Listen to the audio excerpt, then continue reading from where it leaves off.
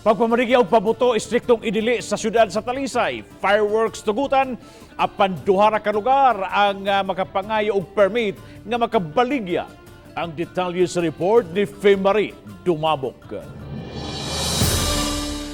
Kini ang gipaybaw ni Talisay City Mayor Samsam Gulyas human sa ilang tigom uban sa kabomberohan sa Talisay City, Kapulisan, City Administrator ug City Disaster Team. Nasayran nga why gi-designate nga firecracker zone ang syudad. Hinuon tugutan ra gihapon nga makapamaligya og fireworks. Sa pagkakaron duha pa lang ka mga mall ang nikuha og permit aron makabaligya og fireworks apan diha ra sa gawas sa mall.